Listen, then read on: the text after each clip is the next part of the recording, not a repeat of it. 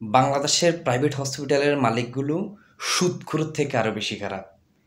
মানে সিরিঞ্জ দিয়ে যেভাবে রক্ত টানে, এর থেকে আরও বেশি জোরে মানুষের রক্ত টানি, মানুষের নিম্ন পর্যায়ে নিয়ে আসার জন্য এই প্রাইভেট হসপিটাল মালিকগুলো গাপটি মেরে বসে আছে। বর্তমান সরকারের কাছে আমাদের বিনীতভাবে অনুরোধ থাকবে, বাংলাদেশের আনাচে কানাচে যতগুলো প্রাইভেট হসপিটাল আছে প্রত্যেকটা হসপিটালে নজরদারি করার জন্য।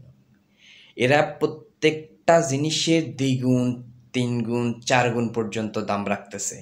বাংলাদেশের সাধারণ মানুষে যেহেতু হসপিটালের বিষয়টা বোঝে না, এই সুযোগ নিয়ে এরা বাংলাদেশের সাধারণ মানুষের রক্ত চুষে বাইর করে ফেলতেছে।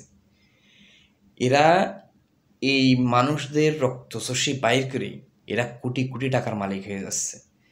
এরা এই যে চাটুকার সরকারের চাটুকার এই যে নেতাখাতা আছে তাদেরকে কিছু টাকা পয়সা দিয়ে এরা সাধারণ মানুষকে মেরে ফেলতেছে। অতি শীঘ্রই বাংলাদেশে প্রাইভেট হসপিটালগুলোতে নজরদারি করার জোর দাবি জানাচ্ছি। না হলে বাংলাদেশের মানুষ, বাংলাদেশের তিন ভাগের 2 ভাগ মানুষ বাংলাদেশে এই হসপিটালের বিল দিতে দিতে মধ্যবিত্ত এবং উচ্চবিত্ত থেকে নিম্নবিত্তে চলে আসছে। এত রক্ত টানে, এত রক্ত চোষা জাতি এরা। এদেরকে ধরে যদি জায়গায় জায়গায় বাটাম দিতে পারত তাইলে এরা সোজাইয়া যাইত। বাংলাদেশের মানুষে এরা যেভাবে চুষে নিচ্ছে, যেভাবে মানুষের পকেট থেকে টাকা বাইর করে নিচ্ছে, ডাকাইতের পকেট থেকে, মানুষের পকেট থেকে টাকা টানি বাইর করে না। এদেরকে তো কোনো প্রশ্নই করা যায় না, এদের কাছে বলাই যায় না যে কয় টাকা কম রাখেন। যেমন একটা এক্সরে করাইছে, একটা এক্সরে করার একটা এক্সরের দাম কখনোই 1200, 1500, 800 টাকা হতে পারে না, কিন্তু এরা এর থেকে আরও বেশি নেয় অনেক হসপিটালে। কিন্তু এর তো তদারকি করার কেউ নাই।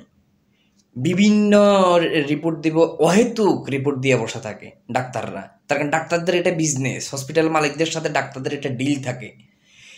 তাই বর্তমান সরকারের কাছে আমরা বিনীতভাবে অনুরোধ করব, স্বাস্থ্য মন্ত্রণালয়ে যেহেতু এই বিষয়গুলো খুব তাড়াতাড়ি অন্তত নজরদারি করে, তাহলে বাংলাদেশের মানুষ অন্তত এই চিকিৎসা ব্যয়টা কিছু কমলে মানুষ অন্তত একটু উপকার হয়, মানুষ অন্তত একটু সুস্থ থাকতে পারে, মনের থেকে অন্তত একটু সায় জাগে যে একটু ভালো চিকিৎসা পাবে।